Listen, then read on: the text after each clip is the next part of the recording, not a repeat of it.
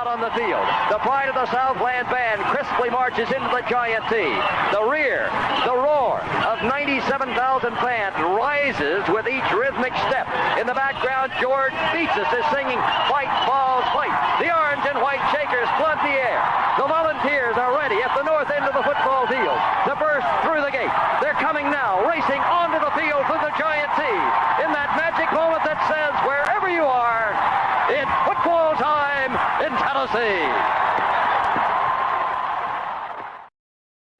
Welcome to the Talkin Vols Network. My name is Boogie Bentley. One of the top-ranked running backs in the country, Braylon Russell, drops his top 10. Tennessee very much in the mix there. On3.com actually has Braylen Russell as a top 75 player in the country. Tennessee very much in the mix. He actually camped with Tennessee last summer, the summer of 2022. The Vols offered they're going to try to get him back on campus. He is expected to be on campus this spring. But again, Tennessee very much in the mix. And I know what some of you might be saying. You might be saying, Boogie, it's a top 10 list. Is it really that big of a deal? Well, let me tell you something. I started looking into this player, looking at his size, looking at his speed, and I like what I see. So I wanted to put a spotlight on Braylen Russell. We're going to get into it. We're going to talk about it. Tennessee needs to land one of these top-ranked running backs. When you look at the running back room, every offseason, this coaching staff seems to be going into the portal, trying to find an elite-level running back. No disrespect to Jabari Small, Jalen Wright, Dylan Sampson, the kids coming in as true freshmen. No disrespect. But Tennessee needs to find that elite SEC level type running back. Is Braylen Russell that guy? We'll get into it, but as always, do me a favor, go ahead and smash that like button just below the video. It's quick, it's free, it's easy. It helps the channel. I would greatly appreciate it. Also, if you're new to the Talkin Vols Network, welcome. We're not experts. We're not insiders. We're not media. We don't try to sell you on something we're not. This channel is for the fans, by the fans. If you like what we do, make sure you subscribe. Click that bell for notifications. You won't miss out when we go live or when we drop a video. Going to be live on Sunday for the Super Bowl. It's going to be a watch party, hanging out with you, the listener, and just relax, chill stream. Watching the Super Bowl should be a good time. So I hope you guys will come check that out. But let's go ahead and jump into it.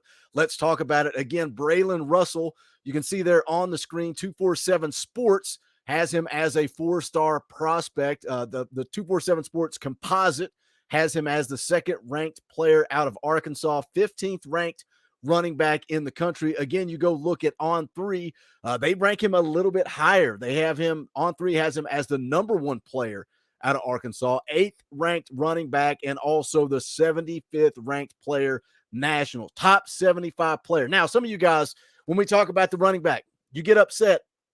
You talk about SEC size. These guys are too small, Boogie. They need to be bigger, need to be more physical. Well, let's take a look at Braylen Russell, 6'2", 230 pounds, going into his senior season this coming fall. This kid is big. He is physical. He is violent. When I tried to find the scouting report, there's nothing out there in a detailed scouting report yet. So I pulled up the film, and again, I'm no expert. I'm no insider. But when I pull up the film and I watch it, I see physicality. I see a guy that has good speed. So I started researching. Braylen Russell had a 40 time of 4.52 when he camped at Arkansas, which was back in 2021. So 4.52 may not be elite speed, but it is good speed for that size. Again, 6'2", 230. He's big. He's physical. He actually committed to Arkansas back in 2021. They were his first offer.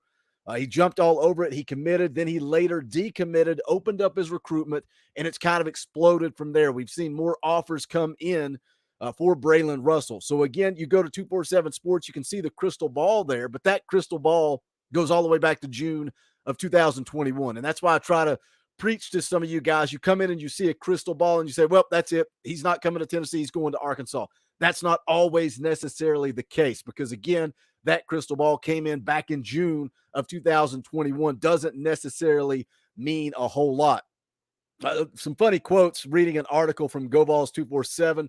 Said he was hearing a lot from Tennessee, from Arkansas, from TCU. Says there's a lot of schools that are pursuing him now, but this is what I kind of laugh at. He said he could be a big power back or turn into a speed back and outrun defenders. The quote says, when I'm a power back, I'm looking for contact and breaking tackles and winning. Then he goes on to say, when I'm a speed back, I'm looking to break a tackle and get 20 yards. That's what I saw when I turn on the film. I saw a guy that wants physicality. We'll scroll down and take a look here. You can see some of the offers coming in. Arkansas, Baylor. We could go look at the complete list, but I'm not going to do that. We'll go down and take a look at his stats as a junior. His junior campaign, 141 attempts, 823 rushing yards, 12 touchdowns, 24 catches for 382 yards, and 4 touchdown receptions. And that's something I saw a lot of when I took a look at his film. And I'm going to put it up on the screen here now. We'll take a look at it together. They get the ball to him out in space a lot in the passing game. And I like that. I like how that would fit in to what Josh Heupel wants to do. Let's take a look at some of his film here. Again, I see physicality coming out of the backfield, little bloop out to the outside. Now watch the way he runs. He doesn't look slow. He looks so big, so physical, but look at him annihilate people. Let's rewind it. He's looking for contact and destroys this poor child, destroys him. He looks like a grown man. He looks like an SEC caliber player, and this is his sophomore film. This is not even his junior film. This is his sophomore film. Little hook and ladder there. Look at the speed.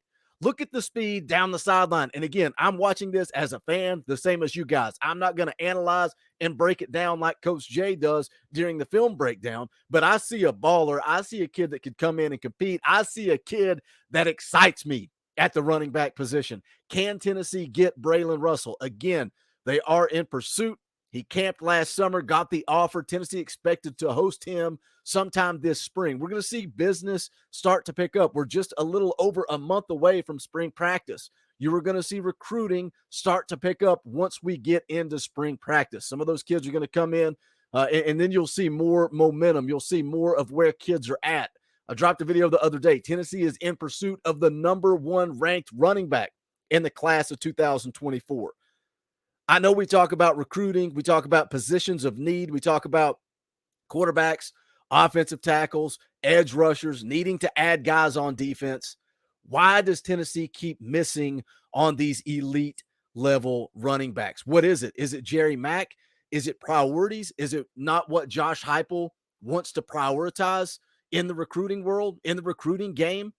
You look at this running back room going into the 2023 season, you've only got 3 really veteran, and I say veteran, that's Dylan Sampson's a sophomore. You got Jabari Small as a senior. You got Jalen Wright as a junior.